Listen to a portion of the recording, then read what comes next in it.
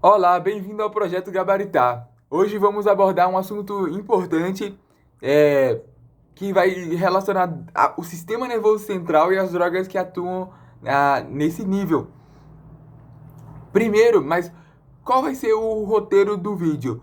Qual vai ser o elemento cultural que vamos nos apoiar para desenvolver essas ideias? Vai ser o filme Bad Guys até o fim, Bad Guys 4. O que acontece? Eu costumo, ao longo das aulas, você deve notar esse padrão. Todas as aulas têm um elemento cultural que, em cima desse elemento cultural, seja filme, seja livro, a gente destrincha alguns conteúdos. Nesse caso não vai ser diferente. Vamos fazer esse mesmo processo. O filme começa com um assalto. Eles estão num veículo. Aí o Marcos, que é um dos personagens, eles são uma dupla de policiais que estão desativados, que não estão na ativa, que estão meio que já trilharam uma certa carreira, mas agora estão meio que desconectados da sua profissão. Fato é que eles estão em movimento. O nome deles é Michael e o outro é Marcos. É, eles estão em movimento. Depois, um deles tem vontade de passar num mercado para fazer uma compra. Portanto, ele passa lá. Só que lá acontece um assalto. Aí é que tá. É, o contexto final, depois de uma série de negociação, e eles demonstraram bastante calma ao lidar com aquela situação estressante. Tanto fato é que eles eram policiais muito bem treinados, portanto eles não se desesperaram. Eles ficaram de uma forma agiram de forma consciente, até menosprezando a atitude daquele cara. Eles meio que menosprezaram o fato daquele crime estar acontecendo. Subestimaram também. E no final das contas, foi necessário dar um tiro a dupla deu um tiro no assaltante. Aí é que tá. Qual o contexto que a gente enxerga aqui? Um tiro, ele desencadeia uma agressão a nível tecidual, certo? Portanto, é necessário tratar com alguma. Gera-se uma dor naquele contexto. É claro que é doloroso. Agora, a dor ela é sentida, percebida pelo sistema nervoso central, mas ela é tratada por medicamentos que podem não atuar nesse nível. Como é o caso, dores leves são tratadas com dá-se preferência à medicação não tão forte, que seria os anti-inflamatórios não esteroidais, são a primeira linha de tratamento da dor. Quais são eles? Dipirona é um exemplo, ibuprofeno é outro exemplo, ácido acetil salicílico seria outro exemplo, mas o mecanismo de ação deles é basicamente interagir a nível de COX-1 e COX-2, são enzimas a ciclooxigenase 1 e ciclooxigenase 2. Elas estão espalhadas ao longo do corpo e elas vão ser precursoras da criação de prostaglandinas e também de, de, de plaquetas e prostaglandinas. E é claro que a produção dessas moléculas vai desencadear os fenômenos da inflamação. Quais são os fenômenos da inflamação? São 4 pilares fundamentais. Primeiro, você tem que identificar se tem rubor. Rubor é o quê? É o vermelhidão. Quando você coloca a mão em algo quente, uma chapa quente, claro que sua pele vai se irritar. Aconteceu uma lesão a nível tecidual que desencadeou uma resposta imunológica, uma resposta inflamatória. A resposta inflamatória tem como característica a vermelhidão. Outra característica é o rubor, o edema, na verdade, que é a criação. Existe uma maior diapedese, existe um maior direcionamento de substâncias da defesa primária, que seriam macrófagos, células de defesa primária, basófilos, neutrófilos, células granuladas, para aquela região. E para acontecer isso é necessário preencher o interstício. O interstício seria o espaço entre as células. Então lá fica cheio de água, porque a água é um ótimo transportador. Portanto, o edema vai se dar, que seria o inchaço. O inchaço é a elevação do volume, a elevação do relevo da sua pele. É um inchaço mesmo, tipo um galo. para ficar mais claro a ideia. Pronto, chegamos no segundo aspecto. Agora o terceiro aspecto é a dor. É claro que vai doer aquela região. A dor é uma sensação que se dá de modo... Tem duas perspectivas. Ela pode ser estudada de uma vertente neurológica e uma vertente sensorial. A dor pode ser sentida, ou seja, existem neurotransmissores específicos para a captação da dor, para a captação do sentido de dor. Como é o caso dos nossos receptores. Eles estão nas periferias e eles vão comunicar por meio de uma via aferente com o sistema nervoso central. E aí o tálamo vai falar assim, isso aqui superou a expectativa, o limiar da dor. Portanto, eu vou... essa dor foi de certa intensidade, comparada com um limiar padrão, ela superou esse limiar. Se ela superou esse limiar, é necessário criar uma resposta. Por isso que, por exemplo, por que a gente não sente o toque do vento? Ou por que a gente não sente a pressão a pressão atmosférica no nosso corpo? Por que a gente não sente isso?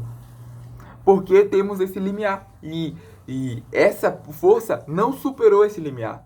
Caso ela supere, por exemplo, alguém te meteu uma agulhada, você vai sentir dor. Mas aí você entende que ela é psicológica, porque ela pode ser sensorial, mas ela pode ser psicológica sim. Porque imagina, a dor do membro fantasma. A pessoa não tem o membro, então ela não tem nervos, terminação nervosa naquela região, e mesmo assim ela sente dor naquele membro faltante. Portanto, a dor pode ser psicológica sim. Neuropatia diabética é uma dor, é um tipo de dor neurológica. A dor do membro faltante... e entre outros exemplos. Pronto. E agora, para cessar, o quarto pilar da inflamação seria a perda de função. As células, elas têm uma... elas precisam de se comportar, elas têm certas exigências para funcionar direitinho. E quando a inflamação é tão severa, é tão grave, por exemplo, um processo de artrite reumatoide bem acelerado, seria nas articulações, existe um acúmulo de células de defesa que atacam o próprio organismo. Então é uma doença autoimune que vai corromper o próprio organismo e vai gerar dor ali naquele lugar. Mas se essa dor for excessiva e por muito tempo, pode perder-se a função. Portanto, por exemplo, a função de... os músculos, os ossos, eles se conectam por meio de articulações. E se essa articulação ficar corrompida, talvez o movimento que você tenha seja habitual para você, por exemplo, martelar, um pedreiro que martela, que faz esse gesto. Se ele tiver dor no cotovelo, entre a conexão da una e do húmero, você, claro que vai ter problemas. Vai ter problemas no desempenho da sua profissão. Perda de função é um dos exemplos, que pode ser causado pela inflamação. Portanto, a inflamação é normal, ela é lícita, ela é positiva para o organismo? Sim, mas em excesso ela é ruim. Portanto, devemos tratar, como tratamos com os anti-inflamatórios não esteroidais, que atuam a nível de COX-1 e COX-2. E inibindo a COX para inibir a produção de prostaglandina e para inibir esses sinais. É claro que, por exemplo, a dipirona, ela pode atuar em receptores para além também, que seria um receptor opioide, que vai desencadear... Ela tem uma atuação também em receptores opioides, principalmente em um receptor que não é trabalhado nem pela morfina, nem pela oxicodona. É um receptor diferente. Mas o fato é que ela atua na dor. Ela também é um ótimo antipirético, ou seja, diminui a temperatura. E também ela tem ação analgésica, que seria contra a dor, antipirética, e também diminui a sensação dolorosa, diminui a inflamação propriamente dita, diminui nas plaquetas, e ela vai gerar esses aspectos. É claro que tem que fazer uma diferença da COX-1 para a COX-2. Muitos anti-inflamatórios, eles atuam na COX-2, que seria os COX-IBs. Eles, atuando na COX-2, eles podem gerar efeitos a nível cardíaco. Pode acontecer intoxicação a nível cardíaco. A COX-1 ela já está mais relacionada com os fatores de inflamação. Então, é necessário utilizar os anti-inflamatórios de modo moderado. Por quê? Porque, primeiro, tipo a dipirona, ela pode gerar a granulocitose. A granulocitose é uma diminuição da defesa do organismo. Portanto, o organismo ele tem sua defesa, mas quando você interage com, coloca a dipirona no seu organismo, ou seja, consumindo-a, você vai ter mais predisposição a anticorpos, vai estimular a ação de anticorpos granulócitos. E os granulócitos são quais? São as células de defesa, que seriam as células que possuem grânulos, basófilos, neutrófilos, principalmente os neutrófilos são células que têm grânulos no seu interior, elas não são vazias. Portanto, a granulocitose é uma síndrome que pode acontecer, queda da defesa e pode ser fatal. Portanto, muita parcimônia tem de ser tida por consumo desses antibióticos. Outra coisa seria desconforto gastrointestinal, porque eles vão atuar irritando a barreira estomacal. Porque, por exemplo, o ácido acetilsalicílico, ele é um ácido e ele pode irritar essa barreira. Também pode acontecer de gerar efeitos antiplaquetários, porque querendo ou não, por ter a inflamação ela tem por base a criação de plaquetas. Mas caso você consuma um anti-inflamatório, você vai diminuir a produção de plaquetas. E plaquetas são essenciais para a cicatrização. Portanto, o sangue vai ficar mais rarefeito. Então, pode haver mais hemorragias. Portanto, pessoas que tenham problema de hemofilia podem ter problemas. Pessoas que têm úlcera gástrica podem ter problemas, podem perder muito sangue, podem ficar anêmicas e pode acontecer um resultado aquém do esperado. Pode acontecer um resultado prejudicial. Ao invés de ajudar, vai prejudicar o caso do paciente. Outro destaque dá-se ao paracetamol. O paracetamol é o acetaminofeno e ele vai atuar a nível de fígado. O fígado, ele vai ser metabolizado pelo fígado e vai criar uma cetona como metabólito. Se não tiver a acetilcisteína, que é uma das formas, um dos antídotos para o paracetamol, você não vai ter a metabolização correta dele, a cetona vai ficar acumulada. E a cetona que deriva do acetaminofeno vai ter função hepatotóxica. As células do fígado vão ser prejudicadas por essa molécula. Portanto, é prejudicial também. Paracetamol tem uma dose específica para ser utilizada. Agora, no desenrolar da trama, passamos para a segunda parte. A segunda parte, Marcos ele sai desse contexto de assalto, eles conseguem se safar desse assalto, que foi totalmente mal sucedido. E aí eles vão comemorar o casamento do Michael. Mas, nesse momento de festa, nesse momento de discurso, Marcos fica muito emocionado e começa a se sentir mal. Aí ele desmaia. Aí que tá. Aí eu trago um conceito de convulsão nesse momento. Pode ter sido uma convulsão? Pode. Pode ter sido relacionado a algo cardíaco? Pode também. Por quê? Ele consumia muita gordura. No filme mostra que ele consumia carboidrato, consumia o cachorro-quente, consumia muito doce. E tudo isso pode prejudicar o sistema circulatório e o coração pode ser sobrecarregado. Mas vamos entender por uma perspectiva de epilepsia. Será que ele pode ter tido uma crise convulsiva naquele momento? Imagine que você é o Michael ou você é um convidado da festa e você viu essa situação acontecendo diante de você. Você pode relacionar com alguns pontos. Você não sabe que foi a situação que estava ocorrendo é um ataque cardíaco? Você não sabe. Então você vai gerar hipóteses. Uma delas é uma convulsão que pode estar acontecendo. Quais são os tipos de convulsão? Na verdade, primeiro, em princípio, nós temos de diferenciar o que é convulsão do que é epilepsia. Epilepsia é a doença, convulsão é a característica da doença.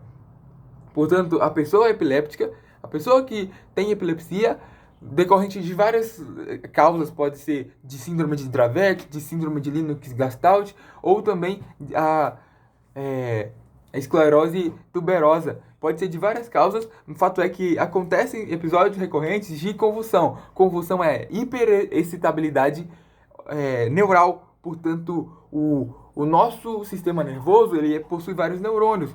E esses neurônios se comunicam.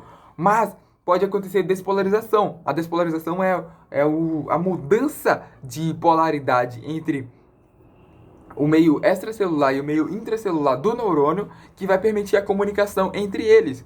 E se isso é ativado recorrentemente, com uma frequência maior do que o esperado, ou uma intensidade maior do que a esperada, essa célula vai ficar excitada por muito tempo. Portanto, vai gerar crise convulsiva. E ela pode ser do tipo focal ou parcial, ou ela pode ser do tipo geral, generalizada. As do tipo generalizada pode ser a tônica, a atônica, a mioclônica, e a tônica clônica e a síndrome de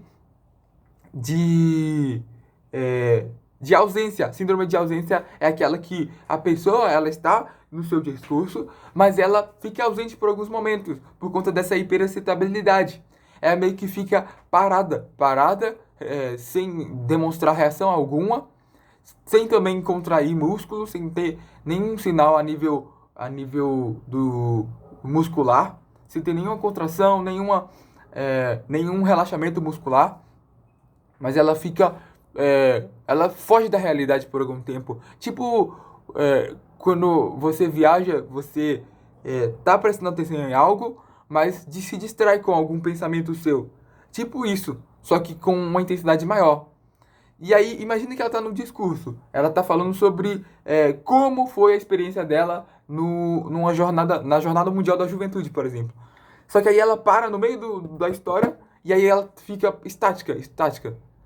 Aí você pensa, o que aconteceu com ela? Aí, alguns momentos depois, ela continua, volta do mesmo ponto que ela parou. Por exemplo, ela estava no desembarque da viagem. Ela volta a contar do desembarque da viagem. Parece que aquele intervalo de tempo, aquele recorte em que ela ficou imóvel, que ela ficou inconsciente, não existiu para ela. Ela continua a história normalmente. Isso é um dos tipos de síndrome de ausência, que é uma síndrome, uma convulsão, uma crise epiléptica generalizada. Tônico-clônica é aquela mais comum, que você parece que a pessoa tá com os músculos incontroláveis. Então ela fica contraindo, descontraindo, ela fica fazendo movimentos muito esquisitos, praticamente parecido com um boneco de ventríloco. Ou seja, ela fica fazendo movimentos muito típicos dessa síndrome. Agora temos a síndrome atônica e a tônica. E a mioclônica. São esses os tipos. Agora é necessário tratar, certo?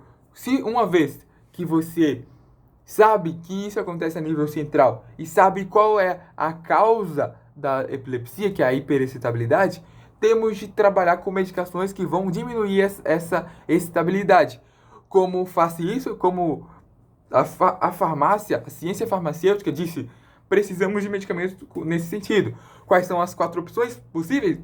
Podemos diminuir a presença de sódio, o influxo de sódio. O que gera despolarização? Influxo de sódio intracelular. Ou seja, a célula está no seu potencial de repouso lá, de menos 40 milivolts, na verdade menos 40 milivolts, e aí ela quer despolarizar. Para ela despolarizar, ela precisa de, como o ambiente intracelular, em regra, tem carga negativa, para despolarizar eu preciso de colocar carga positiva naquele meio. O sódio é um ânion, ele é um cátion, na verdade, da família 1A, e ele possui uma eletrosfera grande. Por ser um metal alcalino, ele vai precisar ele vai dispensar para o meio elétrons. Portanto, ele vai ficar carente de elétrons. Então, ele vai ficar com carga positiva. Ausência de elétron, carga positiva. Carga positiva que vai ser fundamental para mudar essa polarização. Ao invés de menos 70 mV ou menos 40 mV, pode aumentar para 40 mV, por exemplo, positivo. E aí sim acontece a despolarização e o sinal é passado. Para reduzir isso, deve-se inibir os canais sódio dependentes, aqueles canais que vão permitir o influxo de cálcio, de sódio. Agora, outra alternativa é atuar a nível de receptores GABAérgicos. Temos receptores que vão atuar no influxo de cloreto. O cloreto, ele hiperpolariza a célula. O influxo de cloreto hiperpolariza a célula. Por quê? Molécula negativa é um ânion. Se é um ânion, recebe elétron, tem carga negativa. E se você coloca carga negativa para dentro do neurônio, você não vai contribuir para a estabilidade neural, mas sim você vai contribuir e colaborar para a hiperpolarização, para a diminuição da despolarização, e você vai aumentar o potencial de repouso, fazendo com que, para alcançar a despolarização, precise de ter um influxo maior de sódio, porque você encheu aquele ambiente de carga negativa. Se tem mais carga negativa, precisa de mais carga positiva para a célula despolarizar. Portanto, vai reduzir a despolarização. GABAérgico, já falamos. Agora também temos a atuação a nível glutamatérgica. O glutamato é um neurotransmissor de excitação. Portanto, impedir a síntese, impedir o funcionamento desse neurotransmissor também vai ajudar na diminuição da despolarização e diminuição, por consequência, das crises convulsivas. O último aspecto seria o cálcio. O cálcio, ele geralmente está associado a várias vias. Primeiro, a comunicação neural é feita mediante cálcio, sim, porque o cálcio ele tem atuação nas proteínas T-Sner. As proteínas T-Sner vão pegar a vesícula dentro dos dendritos que elas estão querendo criar um agrupamento. Essas vesículas internas vão criar meio que um saco contendo neurotransmissores e elas querem retirar isso para a fenda sináptica. Para fazer isso é necessário meio que um super bond, uma cola. Essa cola são as proteínas T-Sner, que são ativadas mediante a existência de cálcio. E aí, se você não tem o cálcio nessa parte, você não vai ter ativação delas, por consequência, você não vai ter manifestação de neurônios, de neurotransmissores a nível da fenda sináptica. Portanto, a comunicação vai ficar interrompida também. São essas 4 vias. Vamos retomar. Do final para o início. Cálcio, a diminuição do influxo de cálcio é um exemplo. Pode ser tido. E aí tem como medicamento o valproato, por exemplo. Também tem a via glutamatérgica, que também pode ser inibida e que seria a lamotrigina. Lamotrigina é um exemplo que a gente pode citar desse inibidor da via glutamatérgica. Também temos os receptores GABAérgicos, a atuação no antagonismo dos receptores, na verdade, o agonismo desses receptores GABAérgicos, porque a atividade intrínseca desse receptor justamente é favorecer o influxo de cloreto. Ou seja, a molécula GABA, ácido gama-aminobutírico, vai se conectar a um sítio alostérico, na verdade é um sítio principal, que vai favorecer, e aí vai precisar de outra molécula que vai se conectar a um lugar alostérico, que aí sim vai permitir a abertura do canal de cloreto. Por isso que os barbitúricos e os benzodiazepínicos, eles podem atuar nesse nível. O etanol também atua nesse sítio alostérico, favorecendo a abertura do canal de cloreto, que vai reduzir a polaridade da célula e vai gerar a diminuição da convulsão, das crises convulsivas. Então, receptor GABAérgico, os que atuam a nível de receptor GABAérgico, exemplo, clonazepam, exemplo, fenobarbital, exemplo, oxazepam, diazepam, todos os benzodiazepínicos e todos os barbitúricos, eles têm em certa medida atuação nesse receptor GABAérgico. Agora, o primeiro da lista, que é os inibidores, os que vão diminuir a entrada de sódio, temos como exemplo principalmente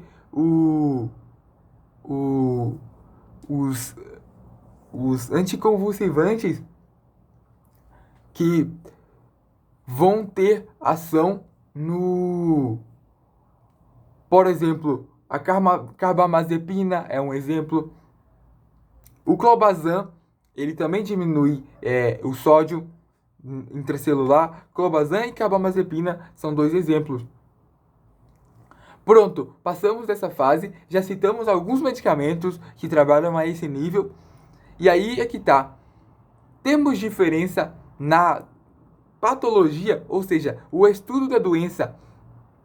Como eu sei diferenciar o que é uma epilepsia, que é uma doença, da esquizofrenia, do Alzheimer? Todas atuam a nível central? Sim. A esquizofrenia, ela se distingue da epilepsia. Por quê?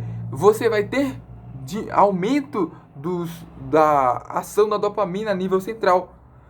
Temos duas áreas do nosso cérebro que vão trabalhar, que à medida que a dopamina aumenta, pode gerar prejuízo.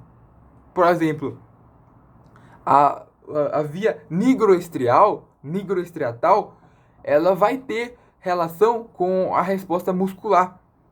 Ou seja, vai ter relação com a questão do controle muscular. Por exemplo, vai estar mais relacionada ao Parkinson. Já a parte mesolímbica vai estar relacionada com os efeitos da esquizofrenia. Temos dois tipos de efeitos, os positivos e os negativos. A esquizofrenia, ela pode ser positiva, que seria a manifestação de delírio. Você já deve ter visto, quando você vê alguém muito, tipo, personagens da novela, a esquizofrenia já foi trabalhada no contexto midiático, no contexto de produções de novela, mostrando quadros bem típicos. Por exemplo, a pessoa que tem delírio, ela que se sente perseguida, a pessoa que tem alucinação, a pessoa que tem dificuldade para entender as coisas, para compreender as coisas, que acha que está sendo perseguida. Isso tudo é sintoma, e também realmente a manifestação de crises esquizofrênicas, que seria atuar de forma enfurecida contra alguém, pensando que está numa outra situação. Ou seja, é uma crise mesmo de esquizofrenia. Por exemplo, esfaquear alguém numa crise de esquizofrenia. Isso aí é caso que acontece na mídia, infelizmente com uma frequência alta. Mas esquizofrênicos podem ter esse estourar por conta de se imaginar num contexto que não está existindo na prática, um contexto que não guarda similaridade, não guarda veracidade com o que está acontecendo na realidade, mas na mente dele aquilo é muito real, portanto ele vai reagir frente àquilo, reagir fisicamente. E também temos os sinais negativos, que é o embotamento. O embotamento teria a necessidade de se isolar, a dificuldade de se comunicar, a dificuldade de dar sentido às coisas, por exemplo, dar significado por exemplo, eu tô te ensinando, eu te ensino que determinada palavra do inglês tem conexão com o do português. A pessoa tem dificuldade para associar aquela palavra a uma imagem imaginária e dar significado àquilo. Então, entender metáforas vai ser mais complicado, entender figuras de linguagem vai ser mais complicado, porque precisa de atribuir um significado que extrapola o recurso literal. Portanto, essas pessoas vão ter mais dificuldade. O Alzheimer é uma doença que a nível central a gente possui algumas proteções. Então, se a bainha de mielina, por exemplo, ela ficar prejudicada, ela for se perdendo, ou mesmo as proteções a nível cerebral, seria temos algumas camadas de proteção. a pia mater, dura mater e a aracnoide. São os três níveis de proteção das meninges. As meninges, elas são camadas que protegem o nosso cérebro. Se elas vão sendo corroídas por por maus hábitos ou mesmo pela idade, nós temos, à medida que a gente vai envelhecendo, radicais livres vão ficando disponíveis no nosso sistema nervoso central e nosso organismo como um todo. E essas moléculas, elas são altamente reativas e podem provocar danos nessas meninges. E isso pode gerar esquecimento, pode gerar dificuldade de aprendizado. É muito comum na velhice ter pessoas com Alzheimer, que esquecem, que têm dificuldade para aprender, dificuldade para atribuir significado também. Agora, sobre o tratamento da esquizofrenia, por exemplo, no próprio filme mostra que o Marcos, depois dele ser internado, ele começou a ter visões transcendentais. Isso pode ser um sinal de delírio, de esquizofrenia? Sim. E como vai ser tratado? Pode ser tratado com dois tipos de linhas de tratamento principais: a primeira geração e a segunda geração. A primeira geração são aqueles que são típicos. Haloperidol é um exemplo, clorpromazina é outro exemplo. Todos que terminam com mazina, zapina, são de primeira geração. Os de primeira geração são os típicos, então eles vão atuar a nível de o receptor dopaminérgico 2, então é o receptor D2, bloqueando-o. Se ele vai bloquear, inibindo sua atividade, portanto a disponibilidade de dopamina vai ser menor. Mas como eles são típicos, eles não vão atuar. Como você tem uma queda de dopamina, o sistema nervoso ele é conectado por vários. Se você impacta baixando um neurotransmissor, você vai ter como consequência, para equilibrar essa balança, algum efeito em outro neurotransmissor, que é tudo conectado. Dessa forma, os sintomas extrapiramidais, que seriam sintomas a nível muscular, a nível adrenérgico, vão ser vistos. Portanto, você vai ter a interação maior disponibilidade de norepinefrina, que vai desenvolver tremores, sintomas extrapiramidais, dificuldade para conter urina, dificuldade para tremores mesmo, atividade, aumento do ritmo cardíaco, e isso pode, a princípio, gerar uma baixa adesão ao tratamento, porque a pessoa ela vai pensar: poxa, eu tô me medicando, eu tô reduzindo esse quadro de esquizofrenia, mas isso está impactando em demasia na minha qualidade de vida. Então eu faço a opção de não continuar o tratamento, de descontinuar, por conta dos efeitos adversos. Isso foi trabalhado pela segunda linha de tratamento, que seria os fármacos que vão combater a esquizofrenia de segunda geração, que são atípicos. Os de segunda geração são atípicos, então eles não vão atuar somente no receptor D2, eles podem atuar no receptor D4, na verdade eu acho que é D3, D5 na verdade, D5, e também em outros receptores que não estão ligados à dopamina, como é o caso do receptor serotoninérgico, 5-HT2, 5-HTA2 e 5-HT2A. E esse receptor ele vai estar expresso no neurônio pós-sináptico, e o antagonismo dele vai favorecer a disponibilidade de serotonina. E se tendo uma manifestação maior de serotonina, você vai ter uma calmaria maior. Portanto, o estímulo muscular vai ser reduzido. Então, os sintomas de tremor, os sintomas a nível adrenérgico vão reduzir. O mesmo acontece com a noradrenalina. A noradrenalina vai ser menos expressa. Os receptores noradrenérgicos vão sofrer uma redução. Então o receptor alfa 1 vai ter certo impacto. Pronto. Falamos sobre esses. E agora os exemplos de fármacos de segunda geração. Seria clorpromazina é um exemplo. Quetiapina é um exemplo, outro exemplo. Todos que terminam com pina seria, para ficar mais clara a ideia. Pronto. Agora, nesse mesmo contexto que Michael estava lá no internado, e aí ele foi tratado com certa medicação. Mas depois de sair da internação, ele saiu por conta própria, ele evadiu o centro hospitalar, porque ele teve uma visualização, que pode se considerar um delírio. Qual substância que pode ter sido injetada na via intravenosa que pode ter provocado aquilo? Se ele tivesse sido contaminado, intoxicado por organofosforado, a atropina é um ótimo antídoto. Mas em doses altas, ele pode ter função anticolinérgica. Então, o que eu quero dizer com isso? É que a atropina ela é um alcaloide derivado da planta Atropa belladonna. E ela vai gerar o quê? Ela vai gerar uma redução da inibição do receptor muscarínico. O nosso sistema nervoso ele se diferencia entre sistema nervoso central e sistema nervoso periférico. Temos o sistema nervoso periférico motor, o sistema nervoso periférico somático e o sistema nervoso periférico autônomo. Nesse nível, temos alguns receptores. O autônomo ele vai se dividir em parasimpático e simpático.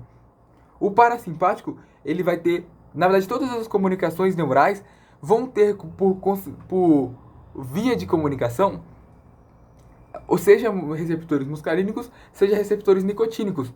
Por exemplo, a nível simpático, a nível somático, que seria do esqueleto, você vai ter como neurotransmissor a acetilcolina, e essa acetilcolina vai atuar no receptor nicotínico, que é um canal de sódio, que vai gerar a contração muscular. Então, a nível periférico, você tem o sistema somático, que vai ter a única via de comunicação, é um neurônio que vai partir sem intervalos, sem meio que uma ponte aérea, meio que um gânglio. Um gânglio é tipo uma comunicação intermediária entre a resposta final e o disparo do sinal. Tipo, ao longo do neurônio, ao invés dele conectar de fora a fora, do início ao fim, tipo, disparada do sinal, órgão efetivo para realizar o sinal. Você não tem nenhum interferente, nenhum corte nesse neurônio. Caso você tenha um corte, que chama-se de gânglio, você vai ter dois neurotransmissores, dois receptores diferentes para ser alvo da acetilcolina. No caso do somático, não tem isso. O sistema nervoso esquelético, os músculos esqueléticos, que são aqueles estriados que possuem núcleos periféricos na periferia, que é o núcleo desses músculos, e ele tem maior quantidade fibrosa, maiores fibras, como actina e miosina. As miofibrilas, elas estão expostas tem maior expressão desses músculos esqueléticos, e aí vai ser relacionado com a contração muscular. O fato é que essa conexão não vai ter interferente, não vai ter um pit stop, um checkpoint, e essa comunicação vai ser por meio dos receptores nicotínicos. A acetilcolina vai se comunicar com o receptor nicotínico e vai desenvolver essa contração. No nível parasimpático vai ter outro exemplo, vai ter outro esquema. Por exemplo, as glândulas, elas vão ser ativadas como? Elas vão ser ativadas por meio de um neurônio que vai ter uma parada, não vai ser íntegro como aquele primeiro caso, vai ter uma comunicação intermediária que vai se dar por meio de... Na verdade, em regra, você vai ter essa comunicação intermediária. O acetilcolina vai ser disparada pelo primeiro neurônio, vai chegar no gânglio, vai interagir com o receptor muscarínico e depois desse receptor ativo que vai interagir na parte final no receptor nicotínico. Isso pode acontecer, mas aí que tá, na glândula adrenal, na verdade nas glândulas, pode acontecer um sinal diferente. A comunicação pode ser igual ao que ocorre no músculo esquelético. A acetilcolina vai interagir direto com o receptor nicotínico. Essa é a exceção. Agora, sobre o sistema nervoso simpático, também vai ter essa comunicação entre a acetilcolina vai interagir com o receptor nicotínico, que vai disparar o sinal.